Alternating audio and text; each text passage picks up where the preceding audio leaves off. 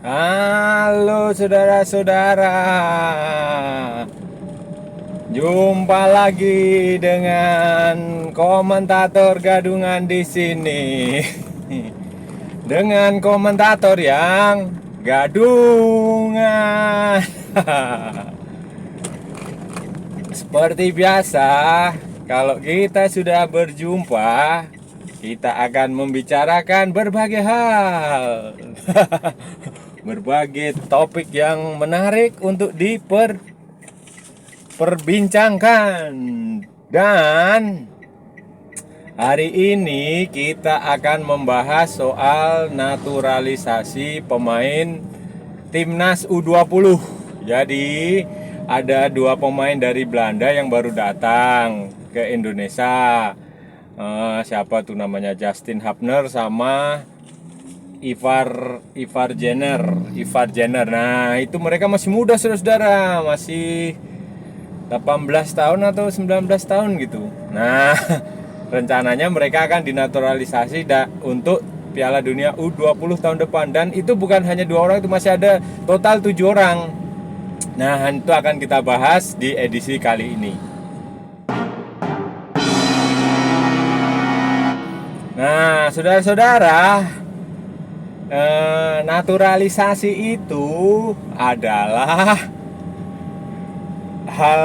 istilah yang umum di sepak bola.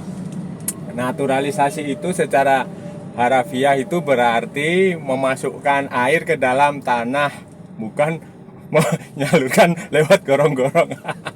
Enggak. Bercanda. Jadi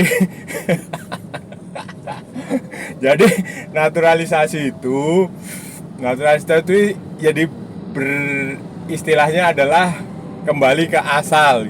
Jadi ada filsuf Prancis itu namanya Jean-Jacques Rousseau, dia terkenal dengan istilah retourner à la nature, kembali ke alam. Nah, naturalisasi itu berasal dari situ, dari istilah itu, kembali ke alam itu. Nah, dalam konteks sepak bola kita ini, naturalisasi itu dipahami sebagai mengembalikan asal usul seorang pemain itu, asal usul. Nah, asal usulnya dari mana ya? Dari kakek dia, dari ayah dia, dari leluhur dia, kembali ke negara asalnya. Jadi naturalisasi kalau pemain itu nggak ada darah keturunan di sebuah negara terus dinaturalisasi dikasih paspor, itu salah.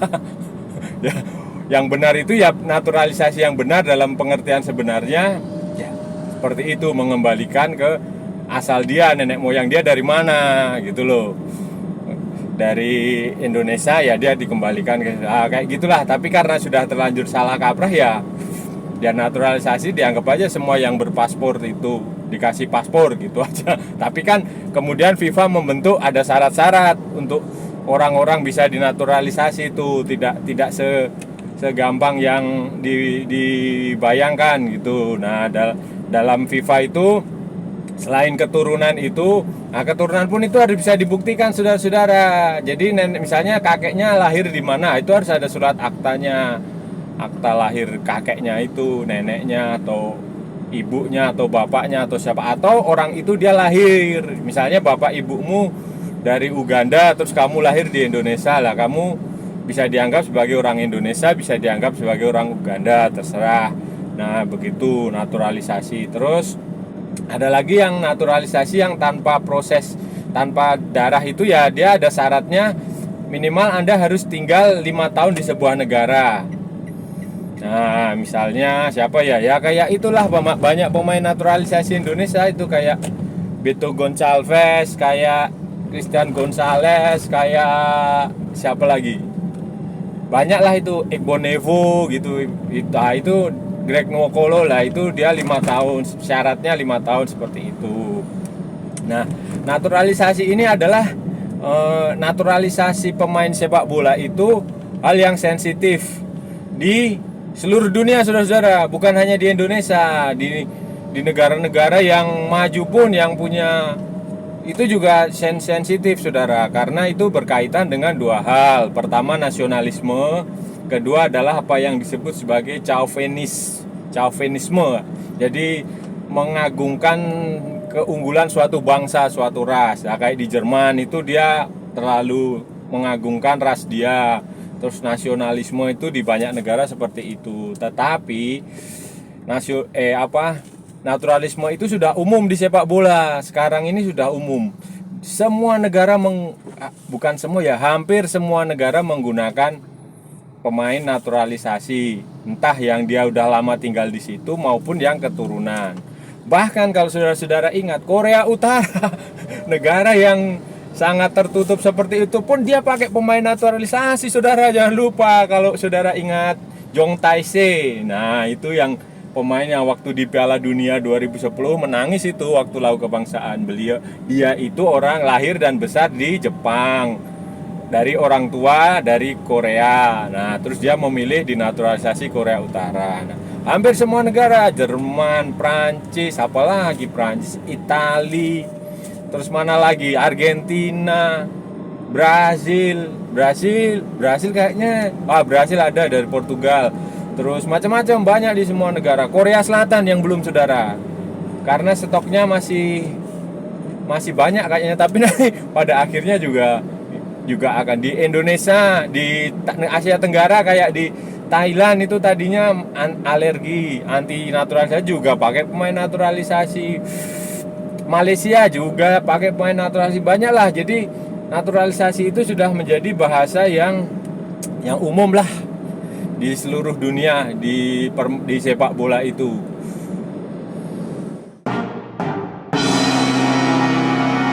Nah, naturalisasi di Indonesia bagaimana, saudara-saudara?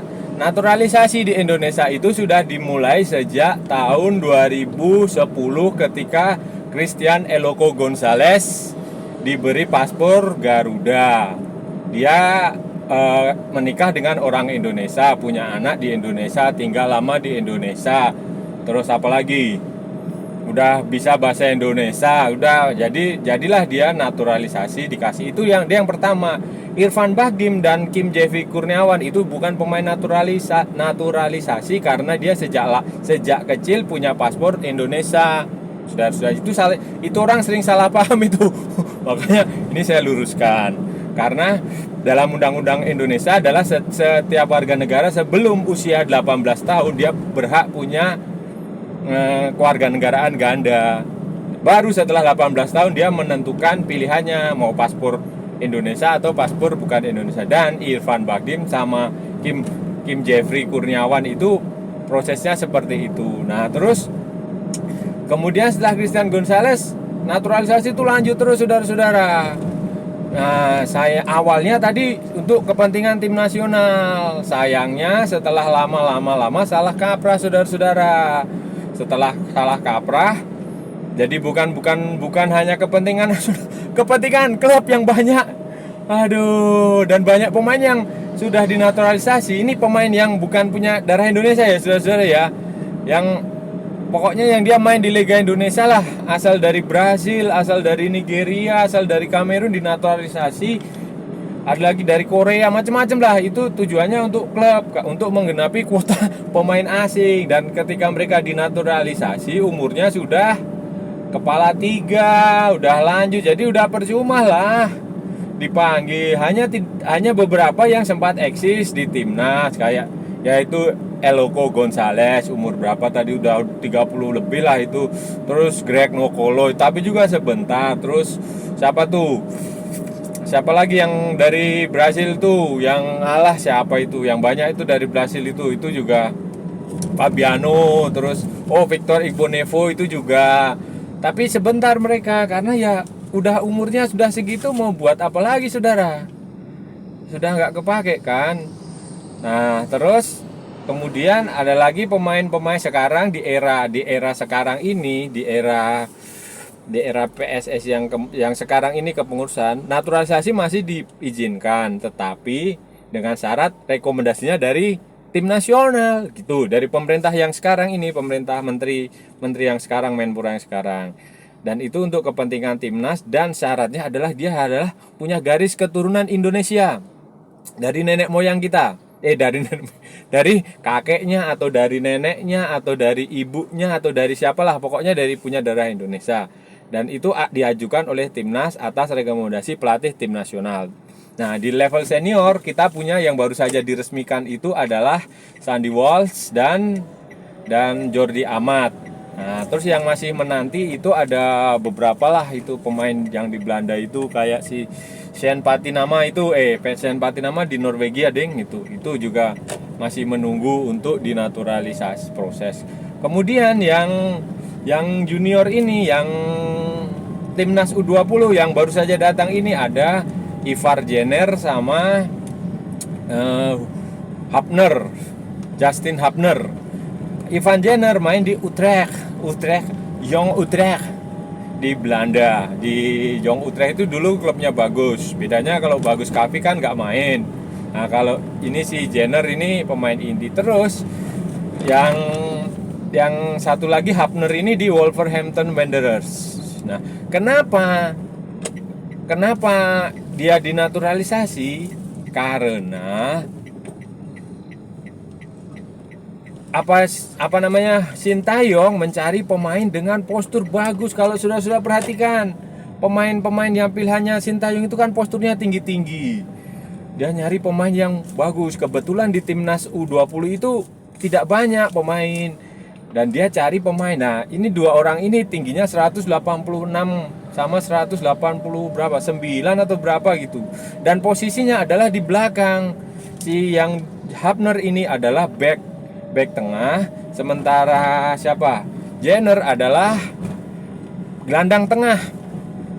Dia bilangnya nomor 10, tapi dia lebih banyak sekarang ini mainnya di tengah. Jadi gelandang tengah itu gelandang sentral. Gelandang sentral yang lebih banyak bertahan menyerang, tapi bukan kreator dia, tapi di tengah itu. Nah, itu yang dibutuhkan oleh Sintayong.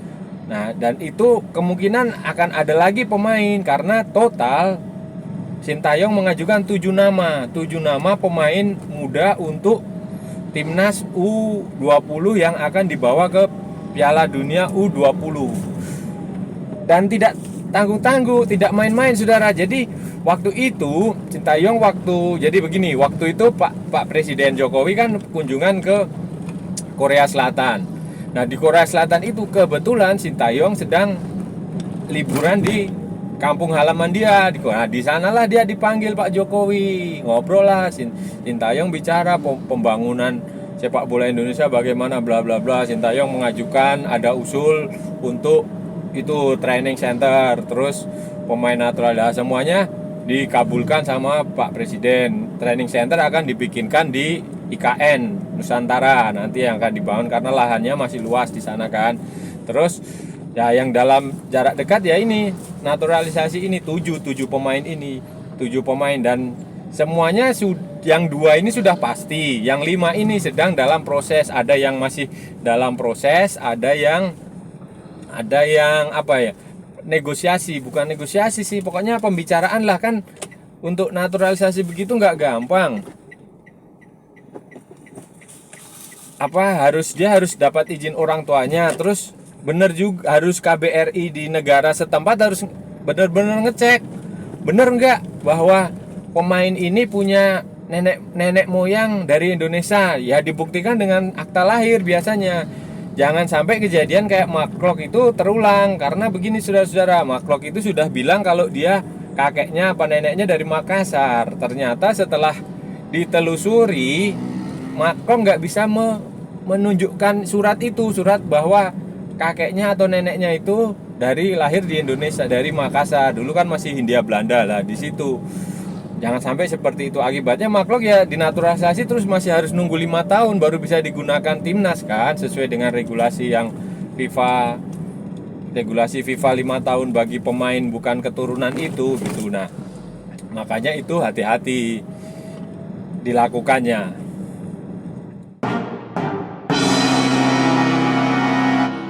Nah, saudara-saudara, sebenarnya naturalisasi yang berdasarkan keturunan ini, berdasarkan darah keturunan ini udah pernah dilakukan di PSS ini, udah pernah melakukan ini pada masa lalu. Kalau saudara-saudara ingat waktu itu LPI itu, zaman LPI itu kan ada beberapa pemain keturunan ya LPI maupun zaman ISL. Itu ada beberapa pemain dari Belanda kebanyakan. Itu yang keturunan yang akan ada yang sudah dinaturalisasi, ada yang akan dinaturalisasi. Kalau sudah ingat nama-nama seperti Johnny van Beukering, nah, terus Tony Castle, terus siapa lagi ya? Ruben Warbanaran. Nah, kalau saudara masih ingat ya, itu dulu pemain naturalisasi. Nah, itu termasuk Rafael Maitimo. Nah, itu seangkatan itu, satu generasi. Terus siapa lagi ya? Jordi Dekat apa Deket. Nah, yang orang Semarang itu. Nah, terus ada lagi siapa lagi ya? Banyak tuh. Beberapa pernah tampil di timnas. Kayak kalau sudah ingat Johnny van Burger King. Nah, itu sebutannya. Johnny van Burger King. Nah, Tony Castle itu waktu Kisruh PSSI sempat main timnas, saudara-saudara. Badannya besar sekali. Terus main timnas di Piala AFF tahun berapa ya? 2014 kalau nggak salah, atau 2012 ya. Wah, pokoknya itulah tahun-tahun masa-masa ketika sedang konflik itu. Nah, di situ. Terus yang agak mending ya Rafael Maitimo. Itu udah agak bisa sempat main di timnas apa enggak lupa saya, tapi dia agak bertahan lama. Terus Serginho van Dijk. Nah, itu sudah agak bertahan. Ya itu masih sempat main di timnas, masih sempat, masih lebih mending daripada Tony Castle sama Johnny van Burger King, terus Ruben Warbanaran. Nah, Ruben Warbanaran itu kemana sekarang nggak tahu. Kalau Johnny van Burgering itu kayaknya dengar-dengar dia jadi di Belanda sana jadi satpam di sebuah klub malam. Nah, ya itulah sepak bola apa ya, itulah hidup gitu. Nah, itu dulu kayak gitu. Ada pemain naturalisasi keturunan. Terus yang setelah itu ada lagi yang generasinya ini siapa? Ezra Walian. Nah, Ezra Walian itu naturalisasi. Ezra Walian itu lumayan, tapi karena sempat ada masalah waktu itu, naturalisasinya tidak disahkan PSSI, disahkan FIFA karena PSSI tidak mengirimkan surat apa gitu. PSSI yang sebelum-sebelumnya ya. Jadi ada sebuah surat khusus itu yang harus di surat alih status asosiasi atau apa gitu. Karena kan Ezra Walian tuh dulu dia pernah main di timnas di Piala Eropa berapa ya? U17 atau berapa gitu. Pokoknya di event ajang resmi lah gitu. Nah, itu butuh surat khusus. Ternyata nggak diberikan, PSSI nggak ngirimkan atau apa. PSSI yang sebelum-sebelumnya ya, terus baru selesai beberapa tahun terakhir ini. Terus dia udah ikut. Nah, Ezra Walian. Terus ada lagi siapa lagi ya kalau bicara naturalisasi ya, selebihnya ya naturalisasi itu nggak punya darah, itu nggak punya pemain-pemain asing yang main di Liga Indonesia itu yang nggak. Sebenarnya masih banyak saudara-saudara kalau kita mau nyari pemain keturunan Indonesia di luar negeri. Di Yunani itu ada Cyrus Margono itu kipernya Panathinaikos B. Tim keduanya Panathinaikos itu dia dari Amerika Serikat, diaspora Indonesia di Amerika Serikat, itu Cyrus Margono.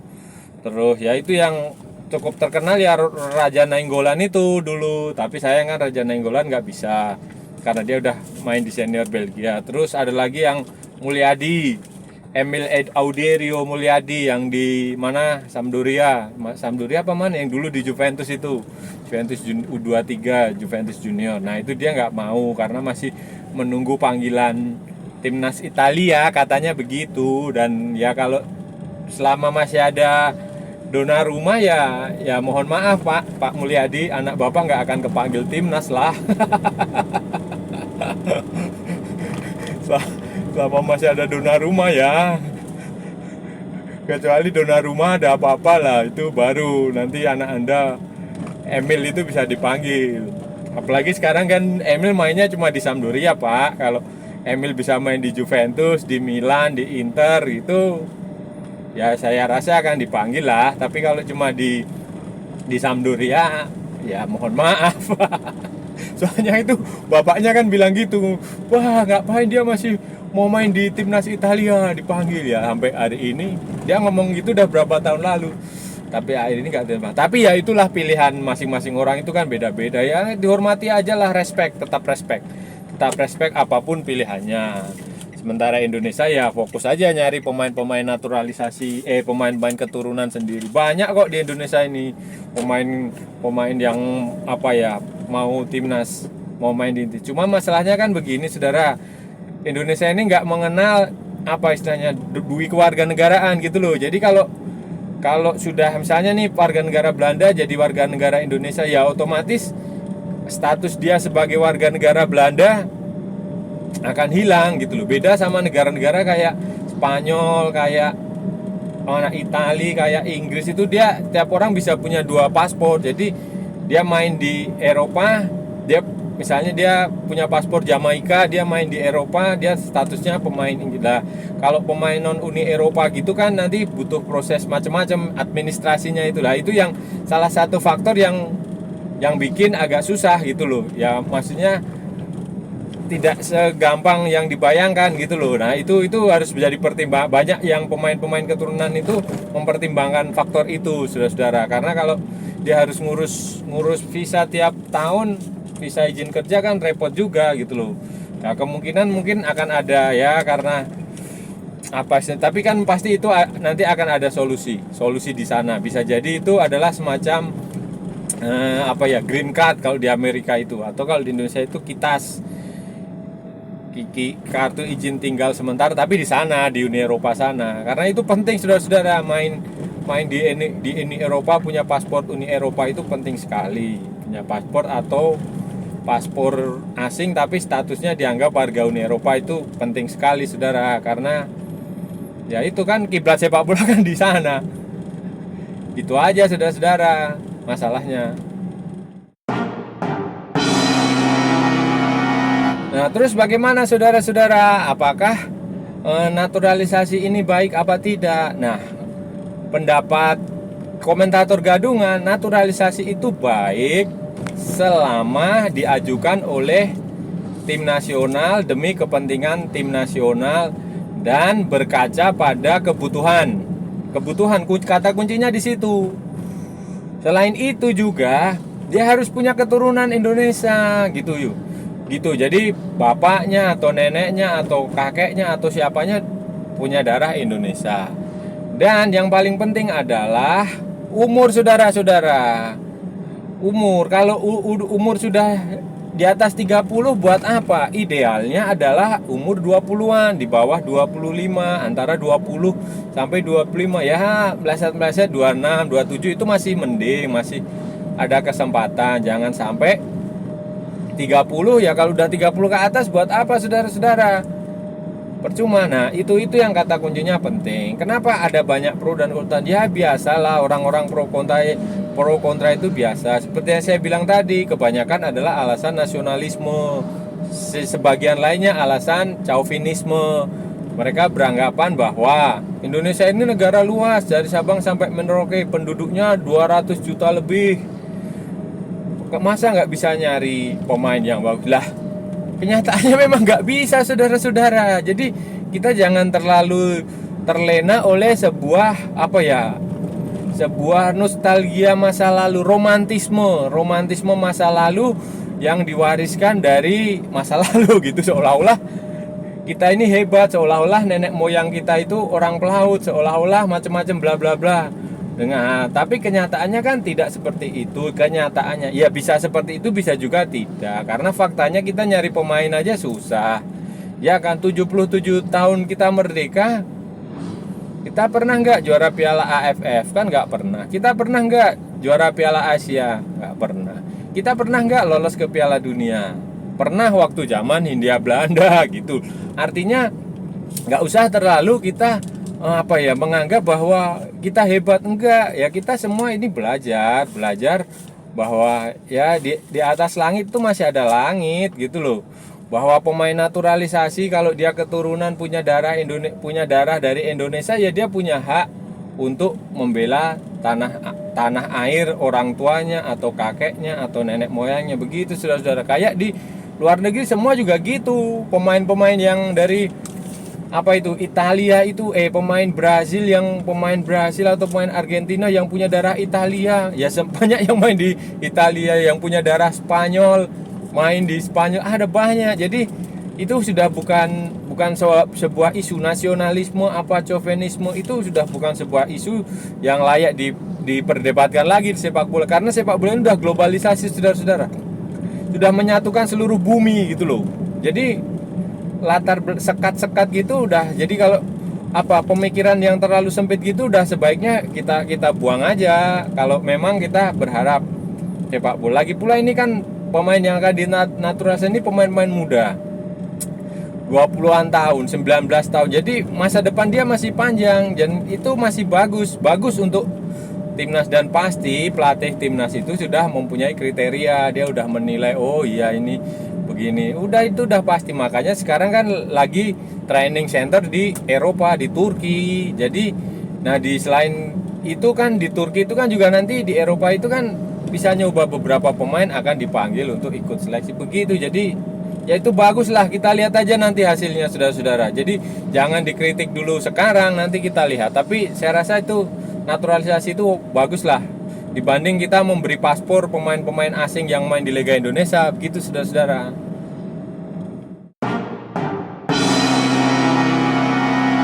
Nah, oke saudara-saudara, kita sudah bicara panjang lebar, kita sudah membahas banyak hal seputar naturalisasi pemain timnas Indonesia, naturalisasi banyak hal lah kita bicara sepak bola. Dan saya rasa udah cukup ya saudara-saudara ya, kita udah banyak ngomongnya ini, soalnya sampai saya udah berbusa-busa nggak tahu bahannya apa lagi. Nah itu sudah cukup saudara-saudara.